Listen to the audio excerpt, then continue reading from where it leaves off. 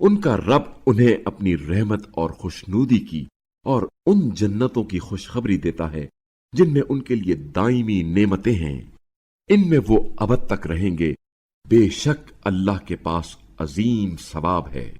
ए ईमान वालो, तुम्हारे आबा और तुम्हारे भाई अगर ईमान के मुकाबले में कुफ्र को पसंद करें तो उन्हें अपना वली ना बनाओ, और याद रखो कि तुम में से जो लोग उन्हें वली बनाएंगे बस ऐसे ही लोग तो जालिम हैं। कह दीजिए, तुम्हारे आबा और तुम्हारे बेटे और तुम्हारे भाई और तुम्हारी बीवियां और तुम्हारी बरादरी और तुम्हारे वो अमवाल जो तुम कमाते हो और तुम्हारी वो तिजारत जिसके बंद होने का तुम्हें खौफ है और तुम्हारी पसंद के मकानात, अगर तुम्हें अल्लाह और उसके रसूल और राह खुदा में जहाद से ज्यादा अजीज हैं तो ठहरो यहां तक कि अल्लाह अपना हुक्म ले आए, और अल्लाह फासिकों की रहनुमाई नहीं किया करता।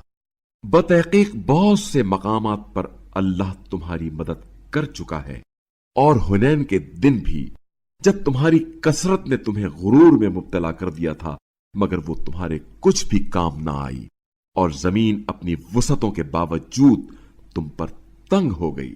फिर तुम पीठ फेर कर भाग खड़े हुए। फिर अल्लाह ने अपने रसूल पर और मोमिनीन पर अपनी तस्कीन नाजिल फरमाई, और तुम्हें नजर ना आने वाले लश्कर उतारे, और कुफ्फार को अजाब में मुब्तला कर दिया, और कुफ्र इख्तियार करने वालों की यही सजा है। फिर इसके बाद अल्लाह जिसकी चाहता है तौबा कबूल फरमाता है, और अल्लाह बड़ा बख्शने वाला रहम करने वाला है।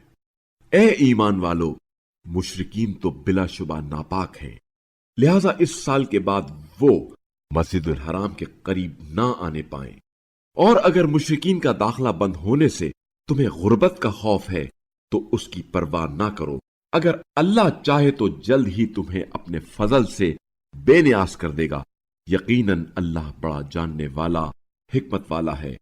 अहले किताब में से जो अल्लाह और रोजे आखिरत पर ईमान नहीं लाते और अल्लाह और उसके रसूल ने जो कुछ हराम किया है उसे हराम नहीं ठहराते और दीने हक भी कबूल नहीं करते, उन लोगों के खिलाफ जंग करो यहां तक कि वो जलील होकर अपने हाथ से जजिया अदा करें।